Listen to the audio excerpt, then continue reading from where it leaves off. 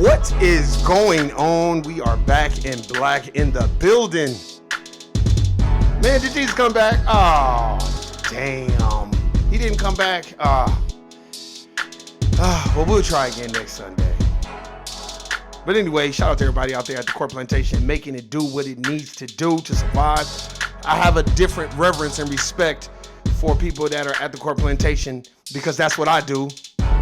And there's just a commonality there and what we would say a trauma bond because we get treated the worst. We are the last hired and the first fired in this motherfucker. So if any of my FBA brothers and sisters work at a Court Plantation, I have a different respect for you. That's why you always hear me saying about, man, I give anybody props. They work at a Court Plantation, there's a different type of props that goes into it because we deal with a lot at these corporate plantations. So shout out to everybody out there that's handling business, do what they need to do to survive. Hey, you already know what it is. Roll call. Shout out to the homegirl, Shawnee, Philly in the building, Erica, Florida, aka Florida in the building. Shout out to the homegirls in Arizona. Latanya, shout out to everybody in Las Vegas, aka Vago, Nevada, man. Shout out to all my siblings and everybody out there, and my homegirl Jerica. Shout out to her, especially for handling business and doing what it needs to be done to survive in Las Vegas, Nevada. Vegas is expensive as fuck. I don't care what y'all niggas talking about. Niggas try to convince me, man, Vegas, nigga, what? Go get car insurance and go register your car and tell me how expensive that is. Shit. But anyway, shout out to everybody out there. Shout out to my brothers, David for No Compromise, Georgia in the building, James Youngblood, Texas in the building, and shout out to, last but not least, the homegirl, Melina, all the way from North Carolina, aka North Kakalaka. That's the homegirl right there. Shout out to her, man. We chop it up almost there every day, and she never ceases to amaze me with the funny shit that she be saying, and she be calling it like a motherfucker. She knows that Court Plantation like a motherfucker. So shout out to the homegirl. Man, now let's get into it. Hey, is college for FBAs? Is it college for foundational Black Americans? Let's break this down. This is a topic I think me and David have talked about, touched briefly on the Twitter space, but I want to bring it up again because I've been seeing a lot of shit about college. So let's get into it. Hey. Let me cut that down. Man. What do y'all think about college being for foundational Black Americans? Leave your comments. Let me tell you what my take is. I think trade school is good for foundational Black Americans. I believe that college is good for foundational Black Americans in terms of what type of education are you getting? Is it something that could be a trade? Is it something that you could take and you can work anywhere in the United States of America Incorporated?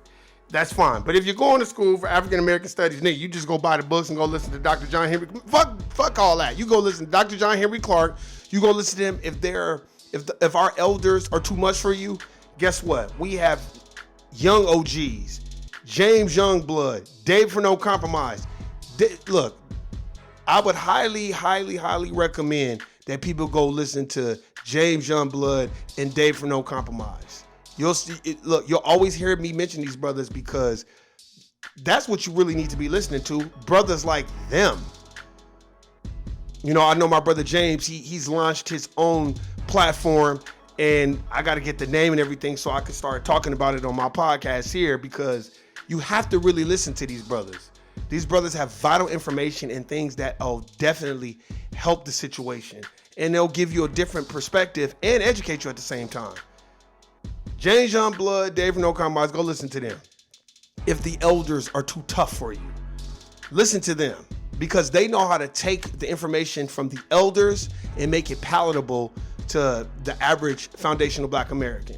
Because I attribute waking up foundational Black Americans to Morpheus waking up Neo when he couldn't handle it, when he was in the system and he couldn't handle it, like, oh my God, this is not even real. Like, oh my God, and he threw up.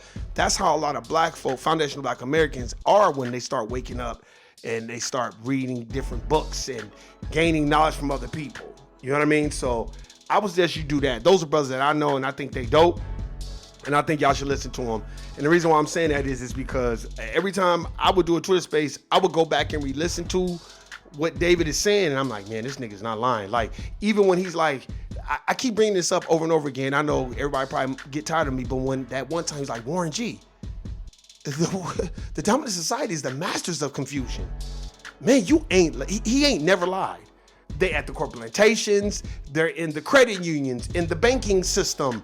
They just go seek and sow discord. They make it where the thing that I'm not, I would say I'm not pleased with our parents. You know, our parents, I'm talking about as far as the 70s and 80s generation, they did not teach us how to fish. They just gave us the fish. And now we're out here in the midst of an economic crisis with foundational Black Americans, and we should own homes. We should own multiple properties. And I don't like that, man. And that shit bothers me. I remember I was having these conversations with my siblings, and I'm like, don't listen to these niggas talking about cleaning up your credit and all that, man. Go get you a secure credit card, charge it, pay it, charge it, pay it, charge it, pay it, because the federal credit bureaus, which ain't really federal credit bureaus, they report that shit every month now. It's not 90 days. So you can go do that shit, and then you can get your credit boost up, and then you go buy your crib. It's just the interest rates are a little bit high, but I still want my people to own cribs. I want my people to own nice cars and own cribs and all that. While we can't shine and have nice shit. So I get it. I get a different understanding when I'm around foundational Black Americans, and they're a little pissed off and they want nice things. You know what I mean? Like, I had this conversation with this brother at the car wash. I think it was like, not 6 months ago, probably about 4 months ago. Me and that nigga was chopping up for a long time. He had a fresh ass Benz. It was fresh. He was young too, and it was fresh. Rims, tint, wood grain, it was tight.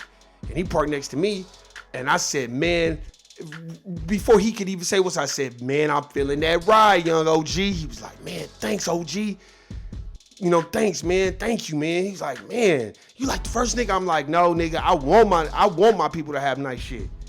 I don't want my people not to have nice shit. I'm being one of my people that have fresh cribs and cars. And man, don't be upset at the person that had that shit. Cheer on these motherfuckers so when it's your turn, you get cheered on. You know, I was telling the young brother, I was like, bro, I'm a little different, man. Like, we on the same team, bro. So you win, we win. I may not see it, you know, economically right up front, but if I can cheer you on, then when it's my turn, somebody come behind me and cheer me on, man. He gave me the biggest hug. Like, he's like, man, we need more niggas like you, OG. We need more niggas like you, man. I'm like, man, you gotta do that shit, man. And that's why this subject is about, it's cause for FBA. Is it for foundational Black Americans? And the reason why I say is it, because what is it doing as of right now? Is it educating us on buying homes, stock, 401k, mutual funds, money market accounts? What is it for? What is it doing for us? How is it helping in solving the problems where, you know, we're establishing a system of justice for ourselves? That's my biggest ask. What is it doing for us? It's separate from a trade. A trade, you can go to electrician school, plumbing school. You can go, you know, there's so many things that you can do with a trade. You know, you could be a carpenter, a mason, you know, where you do masonry brickwork, bricklayer. You can sheet metal, sheet rock, you like all that type of stuff, welding, those type of jobs. You know, you can go do that anywhere. You know what I mean? But when you go on to school to go get your degree in business management, now you got to be heads of the dominant society, and now they're gonna dictate where they're gonna place you and what they're gonna pay you.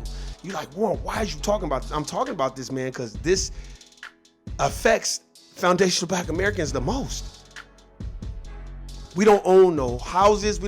We need to start owning shit. And we need to start teaching each other about how to be an owner and how to leverage that fucking property. And you know what I mean? You can fall back on your property. Oh, okay. You want to do this to me? Oh, okay. Oh, okay. Oh, you want to play with my motherfucking corporate plantation job? Like, we need to start having backup plans for that. And you like, why are you saying that? Because you're a homeowner, right? And you're in a position to win. You're a homeowner and they get to playing with you. Shit, you can borrow on that crib. You can sell that crib. You can do all kinds of things. You know what I mean? And that's what I wanted to talk about today, because I see so many talking about education. Education is key. Education is key. They keep saying that sucker shit, but what is being done once we're done educating? I read this book called The Wealth Choice by Dr. Dennis Kimbrough. And he was talking about how so many foundational black Americans basically was getting treated like shit at these corporate plantations. They had to go start their own shit. They went to school, they got their degrees, they went on Wall Street, they worked, their supervisors treating them like shit. They like, fuck it, I'll start my own fucking firm. I don't need this shit.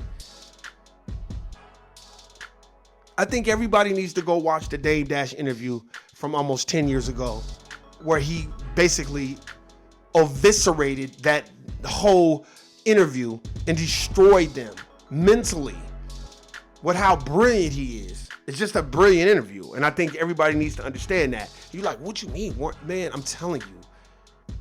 That's why I keep proposing the question. Is college, whether it's a HBCBU or HSBC, whatever, fucking historically black college, look, first of all, they just made it for black folk, but the dominant society run those. The dominant society, the people that named those colleges.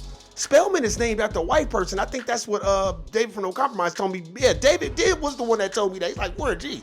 Spelman, that was like an old raised white motherfucker. I was like, for real? Of course, you know, David didn't say it like that, but David was like, Warren G.